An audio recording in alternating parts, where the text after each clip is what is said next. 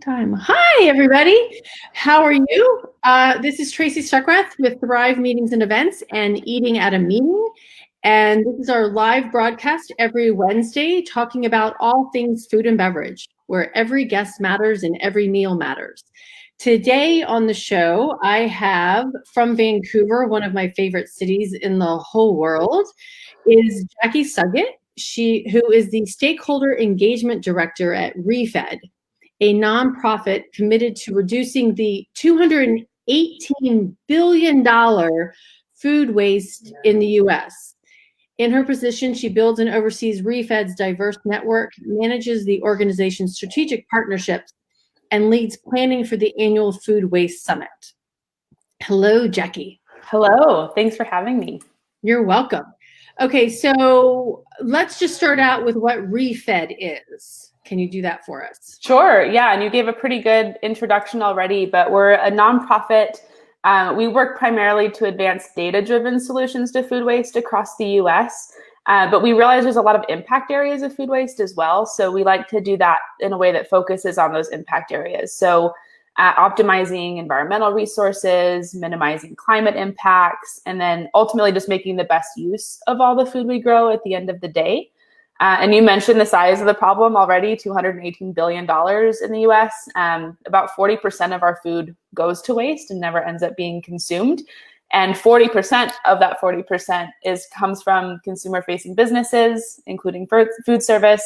Another 40% comes from consumers. So this is an issue that I think is relevant to all of us, even as shoppers and consumers, if nothing else.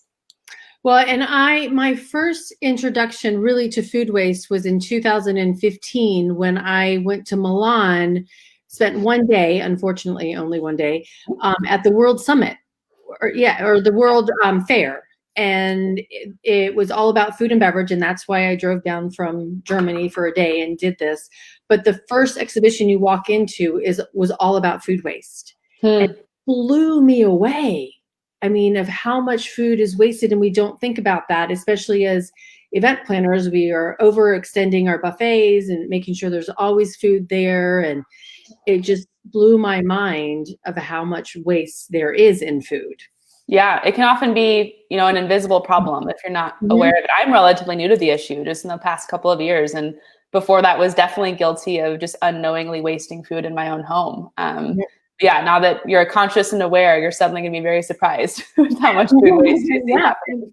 And even with your own house, those raspberries that you didn't finish eating, or the blueberry, like trying to find, I have 4 pints of blueberries in my refrigerator that I'm like, okay, I'm going to make a blueberry pie so that because they're starting to shrivel up and they're still probably really tasty, but I don't want to eat them like out of my hand. But which is stupid. But anyway, so I found you through Meetingsnet. You're named one of their 2020 event change makers. Congratulations. Thank you. And it was about having produced a zero waste event. And I want you to talk about that. Tell the viewers how you guys did that. And one tangent to that, I think, is also kind of fun, is that you personally had never planned an event before. Right. Yeah. Not at that scale, certainly. Yeah. And a little about the event. It's about 420 people came last year. It was our 3rd annual event. I had not been in charge of it before. This was kind of the largest scale one we'd done. So it was a new experience for me, for sure. A lot of learning curves. I'm not an event planner by trade, so that will be my disclaimer up front. But was a really great opportunity for us to kind of walk the walk. Our stakeholders are all in the food system. And so we wanted food to be a very central event and kind of an experience for people that were attending. And then we felt like we kind of had to have our food waste down, right? If we're having an entire event on food waste. So it was a big priority for us. As you mentioned, it was also kind of our first time. We're a small organization, so we didn't really have rules or precedent that we had to operate it by. We could be really creative in our process. So there's a couple things we did. The first thing we did kind of right off the bat was develop a set of zero waste event guidelines. At the time, these were more in our head. These have since been put on paper, but these were things that we shared as part of our RFP process with caterers, for example, of here's how we want to handle food. Here's how we want food to be sourced, how we want it to be used, how we want it to be disposed of. That included things like full product utilization, having food donation partners for our excess food, dietary guidelines, reusable or compostable serviceware. We had kind of a set of guidelines we wrote, and we're just very transparent from day one with caterers that kind of here's how we want to operate.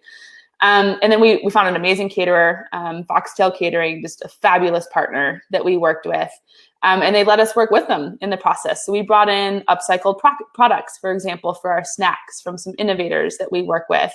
We aided a bit in menu design to help with some of that full product utilization. So we'd use kale in some smoothies and then use the leftover kale dried as kale chips for snacks the next day. And so trying to see those products live throughout the event and not end up getting disposed of.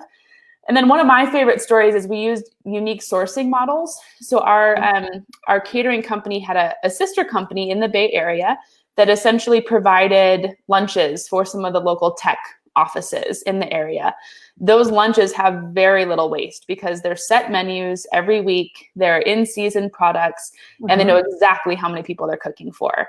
So we kind of said, hey, can we add on to one of your deliveries, one of your productions for these companies? And ended up having a zero waste lunch that day because it was ordered so far in advance. They know the exact number of people, and it was a set menu. So it was a good story to tell for our attendees too. Right. Like, here's why you only have one option at lunch today, and it's because it's something that is leading to zero waste.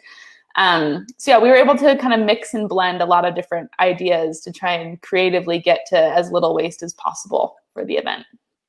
And I mean, and that takes a lot of collaboration. And I'm glad that the catering partner was willing to partner to do that with you. But I think that's one of the processes too, is for planners, is finding that partner that's willing to do it. Because there's a lot of properties that will come back, no, well, we can't do this. This is not possible. And so how did you transition that to, or did you just find the right partner that was like, yeah, we want to do this? Yeah, and we were operating in a situation where we got to choose our caterer, which I know isn't always the case. But because of that, as I said, we were very transparent from our first conversations with, here's how we want to see this happen, and we want to see this show up in the proposals of like how this is going to work. And so by the time we got those, we kind of knew what our options were. But we also work with a lot of food recovery organizations in general. So had our catering partner not had an established relationship, which they already did, we've got a vast network across the country of organizations that work in food recovery and specialize in events, for example. And so that's a public resource as well, if that's helpful. But that's something that we could have brought to the caterers as well, just to help with establishing those partnerships. But in this case, they already had a great partnership with an organization called Copia, who handled all of the pickup of the leftover food and kind of same day delivery to a local nonprofit. All right, I have to Google that and tag them on here too. So we're in the middle of COVID, and planners aren't really planning anything right now, any kind of food and beverage. But I posted an article from Meetingsnet this morning. It's like, this is the time to plan and innovate. So I know your guidelines, the event guidelines are not up there, but what can planners do now during COVID? Well, so two questions. What can planners do now to plan with COVID? And then the other question is, how is COVID affecting food waste? So two different separate conversations. Sure. Well, on the first one, I think, as you say, it's, dare I say, not as busy of a time for some of us. I know it's busier for others, but so I do think advanced planning is a key part of that. Another interesting way to think about it is, like I said, 40% of that food waste happens in consumer homes. So we're all living in our own mini event spaces right now too. And so I think there's just an awareness that we can be practicing in our own homes. I think we're all understanding the value of food a little more these days, as we're hearing stories about milk being dumped and animals being culled. I think a lot of us are walking through grocery stores, or at least were, with empty shelves. So hopefully we're all more aware of that food to begin with, and we can be starting to practice some of that awareness in our own homes and understanding things like, what do date labels mean, and how can I plan meals, and how do I store food properly? And hopefully that appreciation then can carry over once we start getting back into public and larger spaces, and we can all have that awareness in those types of venues as well. Yeah, and just kind of the awareness, the one thing that I've seen with COVID going on right now is not only it's the masks and making sure, fewer people die from this, but it's feeding people. Yes. And I mean, that's the thing that you see on TV, schools coming together and people coming and bringing food to the schools to give out to students and things like that. And World Central Kitchen is all about feeding people. And because right now, there are a lot of people that can't afford food, and the food bank numbers have skyrocketed by 300%, but so have farm boxes. A lot of my farmer friends, their CSA programs have just skyrocketed as well. So yeah, it's a good thing. Even before COVID, we were living in a world already where we were wasting 40% of this food, but we had a very large food insecure population, not only around the world, but in the US. And so I think that both of those issues now have been exacerbated a bit with COVID, where we're seeing additional food go to waste, or at least additional food waste in certain parts of the supply chain. At the same time, like you said, we're seeing huge demand increases on the food access side. So if you think about, and I could spend a whole hour talking on the supply chain implications, which I won't, but in brief, I think some of the impacts that we've seen COVID have on the food system, you mentioned farm, and it really goes back to farm. And I think that was drastic in the beginning because we already had crops in the ground when this thing started, right? And you can't just like halt a 6-week or a 2-month growing season. And so we saw a lot of waste happening as entire sectors, including events, including airlines, including hotels, is completely shut down, and that food no longer having a home to go to.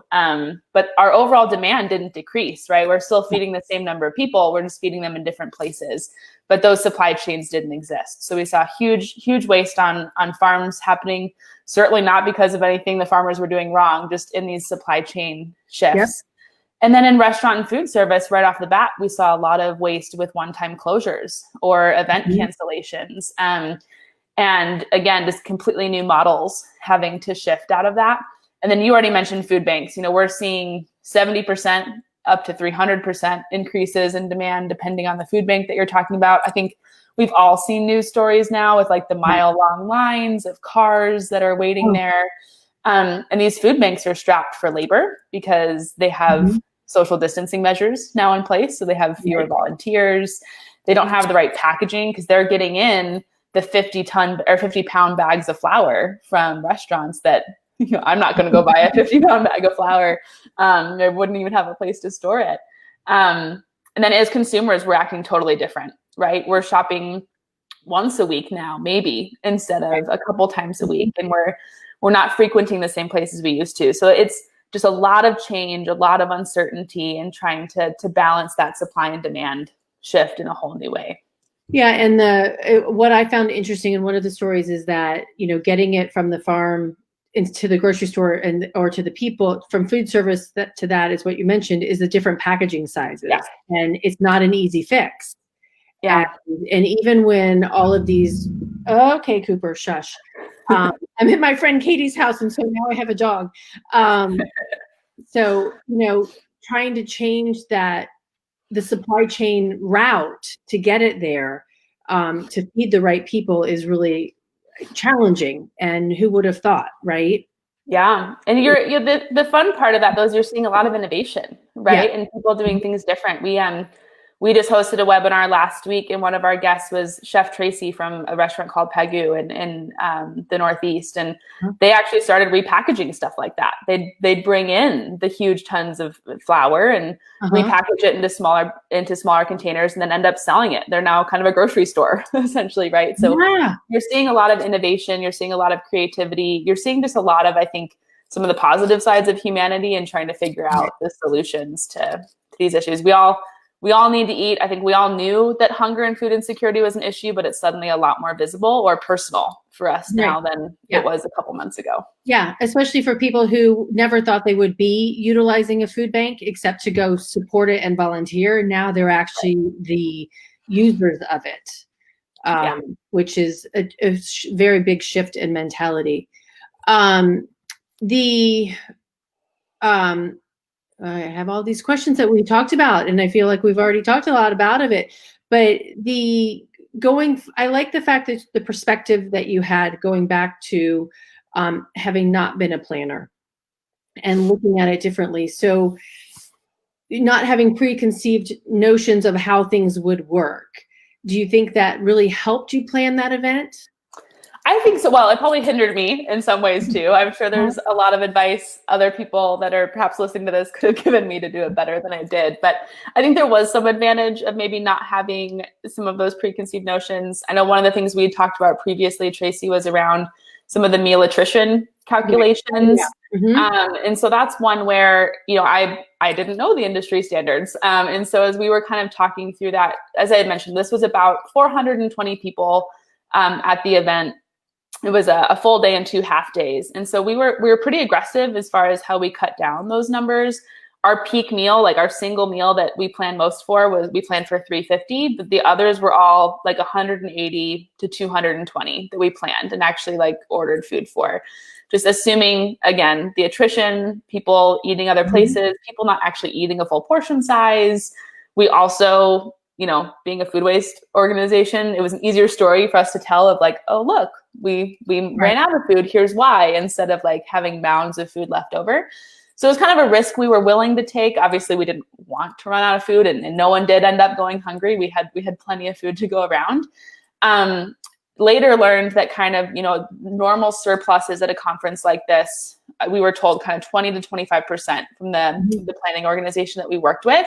Ours was 7%. Wow. At the end of the day. So we had 27 pounds of food left over at the end of the event. That's what Copia picked up and took to a local foundation that same day. But everyone was fed. Everyone was happy. I think for us, it was a great learning experience, but it was also just, I think, a great partnership opportunity, again, with the caterer and with others to say, how can we tell a different story and just do this a little different, and let's see what happens. And that's amazing. And were your, because I went to an event with Streamline Events. I actually spoke at an event for them, and they're San Francisco based. And they did a lunch, and they served 1/3 of the people plated meals, 1/3 was family style, and 1/3 was buffet. At the end of the event, they showed the amount of waste from each one of those different service styles. And it's mind-blowing. It is. Plated is very limited on how much waste there is. And then the buffet is definitely, higher than the family style, but it taught those planners to think differently. Yeah, and there's also some, and there's pros and cons to both. The downside with plated is you don't know if people eat everything on their plates, right? And so there's a lot of kind of strategies, and I think you shared or may have shared that we have an action guide for food service as far as ways to reduce food waste. There's some recommendations in there, and even things that we did. So we didn't have pre-plated meals. It was a level of self-serve again, so people were only taking what they wanted, but we had limited quantities out of the time. So we never had kind of a full plate of bagels or chicken or whatever. It was kind of brought out in stages. Again, partially because food that wasn't already out was better able to donate if it was still back of house, as well as just controlling the consumption levels. Other things like using smaller plates. And people often won't eat an entire plate size full of food, but we often fill the plates. If you're like me, I fill the plate whatever size I have. And so using things like smaller plates, there's a lot of different kind of just more environmental strategies, like consumer environment, strategies that can help to not reduce consumption as far as make people starve, but just help control consumption to what people are actually going to eat at the end of the day. And I think that's a thing that we all consciously need to personally realize. I'm like, am I going to really eat all of that food? Especially when it looks so good. I just take one of each. Yeah, exactly. And so, don't take what your eyes and your stomach, take what you actually know you're going to consume instead. But that's a learning thing for us as well. Yeah. And so changing the mentality of the attendees. You mentioned at the very, very beginning, so data driven. So besides the statistic of $218 billion of food waste, what other data are you showing and helping organizations realize that can help them grasp on and jump onto this campaign? Yeah, great question. I think, for a lot of us, you mentioned even like, people filling their plates in buffets, food waste doesn't really register as being something I have to care about.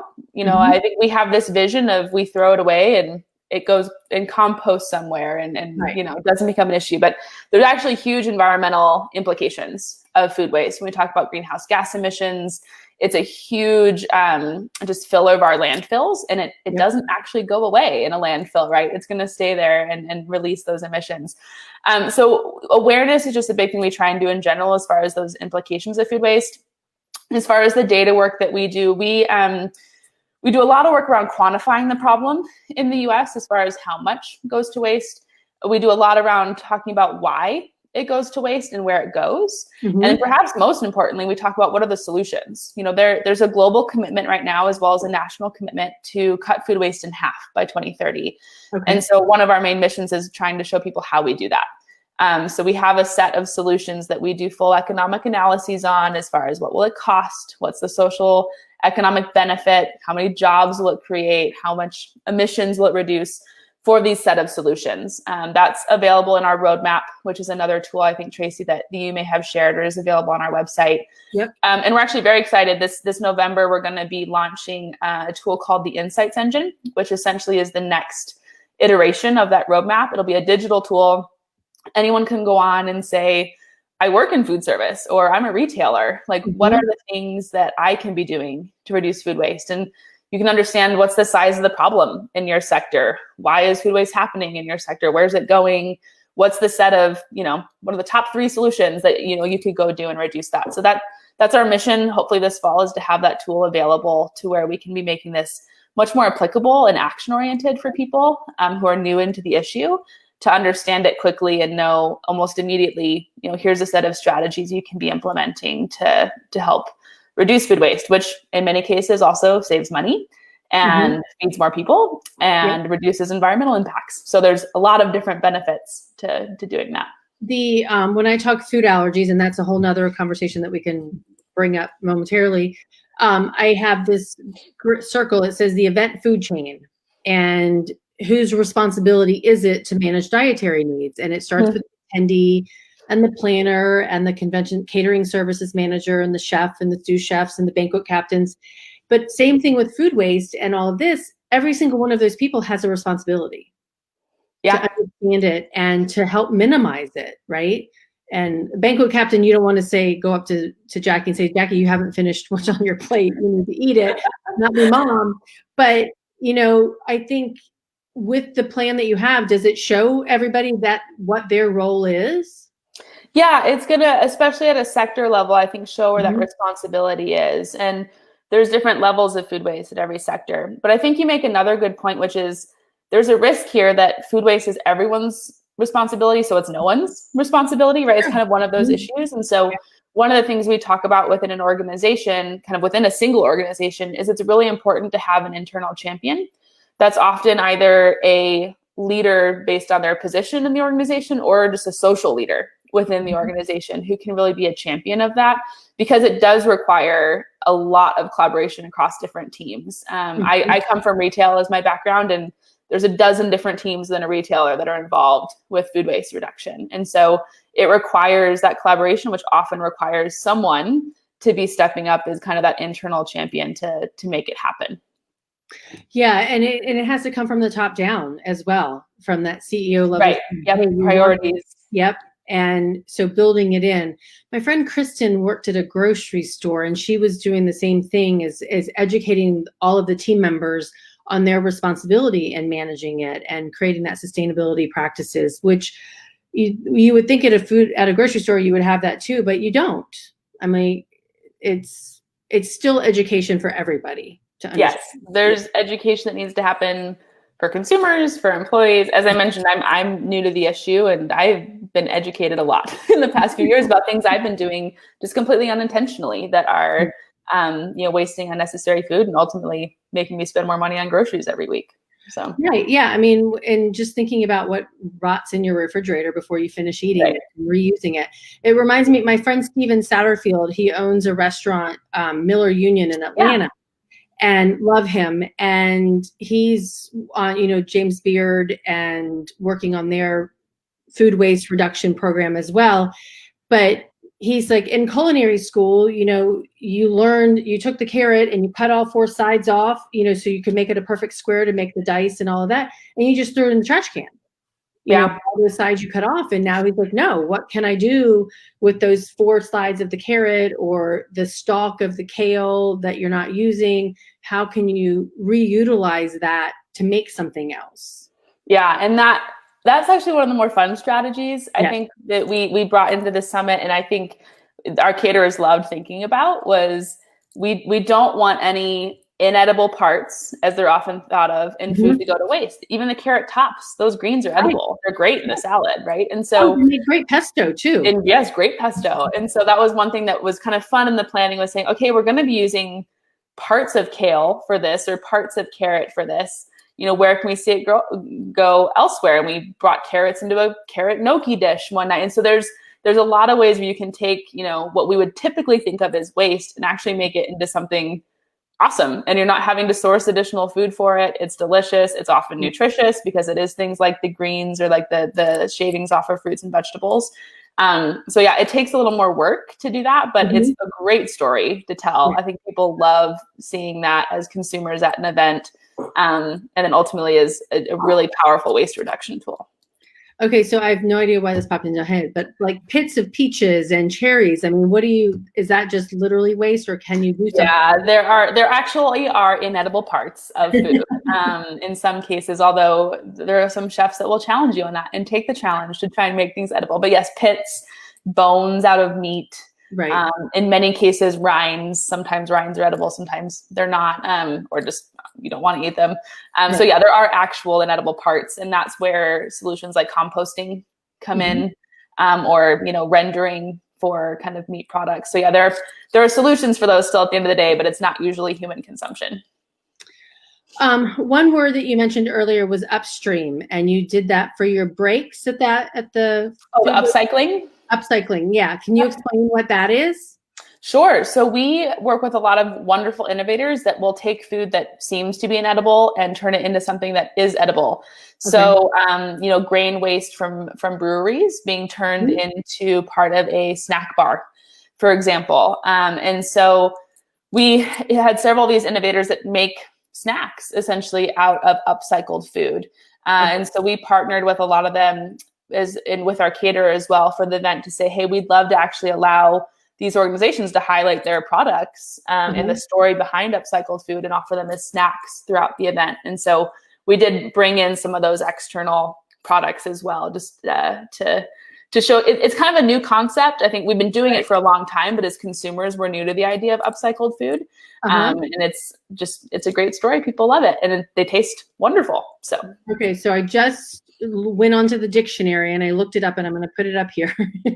There's a great organization called the Upcycled Food Association as well. That's new. They've just officially defined what upcycled food means. And they're doing a lot of work to kind of advance those products. Okay. So, and the dictionary says, reuse in such a way as to create a product of higher quality or value than the original. I mean, that's a great way to look at it. Yeah. I mean, something that would be wasted now is for a business is a profitable product, but for consumers is a new product to eat. And it was the Upcycled Food, what? Upcycled Food Association. Food Association. Okay. Who knew there's an association for everything? It's true. Which that's a good thing for what we've got, because there's so many different caveats of food that we don't think about. And it is the one thing that I say all the time is James Beard food is our common ground. It's our universal experience. And I think we talked about it. It's our number one budget expenditure. I say that too. And it's probably the thing that we take for granted the most when we're planning an event or we're making something at home. And I think that's a shame. It is. And I think food is such a cultural necessity. There's obviously physical needs we all have to stay alive, but beyond that, I think it's a social and cultural necessity that really helps to bring people together. And so we need to be building an inclusive and sustainable system to allow us to keep doing that. And maybe one of the side benefits of this, horrible experience we're going through globally right now in the pandemic is hopefully an appreciation of that food and of that system, and just the fragility of that system, and what we can all be doing to bring a little bit of sustainability and equity into that. And one last question. So a couple of stories on the Today Show this week were that food prices are going up, and that's going to impact. That's going to be even harder hit when a lot of us are, furloughed or not working and don't have the money to do it. But can this whole managing food waste help reduce those costs or lower those costs back down? It can. Yeah, it takes a little bit of investment of time and sometimes resources up front. But again, it's kind of the simple math of if you're using more of it and wasting less of it, true of any product or commodity, you're having to buy less, right? And it obviously gets a little more complex in the food system because we're planting months and months ahead of consumption. So there's not necessarily a direct path back. There's a lag in that supply and demand. But I think just as a best practice, we can all be reducing less waste, which will in turn, at a macro level, I think make that a more sustainable and affordable system. Yeah, and it's baby steps. Everybody can do their little part, and we can all be a solution for it in the end.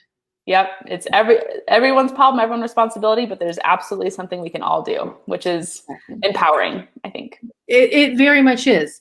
So I've already posted the things that I said, what are your go-to resources? So my last question for you is, what is your favorite food and drink? Oh boy. I'm a sucker for Mexican food. I love.